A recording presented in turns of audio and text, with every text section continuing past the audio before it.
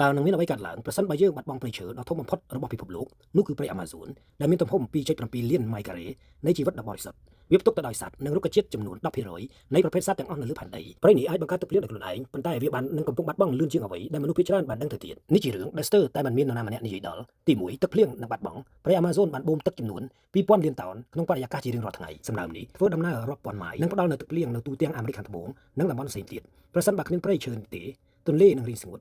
កសិកម្មនឹងដួលរលំហើយគ្រោះរាំងស្ងួតដែលអូបន្លាយរាប់ទសវត្សរ៍នឹងក្លាយទៅជារឿងធម្មតាទី2ផែនដីនឹងឡើងកម្ដៅព្រៃអាម៉ាហ្សូនស្រូបយកកាបូនឌីអុកស៊ីត CO2 ចំនួន 2000 លានតោនជារៀងរាល់ឆ្នាំប្រសិនបើបាត់បង់វាកាបូនទាំងនេះនឹងជន់លិចបរិយាកាសបង្កឲ្យមានរលកកម្ដៅដែលសម្លាប់មនុស្សរាប់ពាន់នាក់រដូវក្ដៅដែលក្ដៅដោយនរកនិងការប្រែប្រួលអាកាសធាតុយ៉ាងខ្លាំងក្លាទី3ដីនឹងងាប់បើគ្មានព្រៃឈើសម្រាប់ការពារទេដីនឹងប្រែទៅជាធូលីរាប់លានម៉ៃការ៉េដីដែលធ្លាប់សម្បូរទៅដោយជីវិតនឹងក្លាយទៅជាវាលរហោឋានដ៏ស្ងួតហួតហែងអ្វីដែលគួរឲ្យខ្លាចបំផុតនោះគឺអ្នកវិទ្យាសាស្ត្របានព្រមានថាព្រៃអាម៉ាហ្សូនកំពុងឈានទៅដល់ចំណុចមួយដែលมันអាចត្រឡប់ក្រោយវិញបានហើយនៅពេលដែលវាឆ្លងផុតចំណុចនេះវាមិនអាចងើបឡើងវិញបានឡើយការសិក្សាមួយចំនួនបានបញ្ជាក់ថាផ្នែកខ្លះនៃព្រៃអាម៉ាហ្សូនអាចនឹងឈានដល់ចំណុចនេះរួចទៅហើយដែលមានន័យថាការដួលរលំនៃព្រៃនេះអាចនឹងមិនអាចទប់ស្កាត់បានទេព្រៃអាម៉ាហ្សូនមិនមែនគ្រាន់តែជាដើមឈើនោះទេវាជាសួតរបស់ផែនដីនិងជាបេះដូងនៃប្រព័ន្ធអាកាសធាតុរបស់ផែនដីដែលយើងកំពុងតែដុតបំផ្លាញវាចោលក្នុងពេលបច្ចុប្បន្នដូច្នេះសូមប្រាប់ខ្ញុំមកថាតើស្ថានភាពវានឹងត្រូវអាក្រក់កម្រិតណាទើបយើងចាប់ផ្ដើមយកចិត្តទុកដាក់ពិតប្រាកដ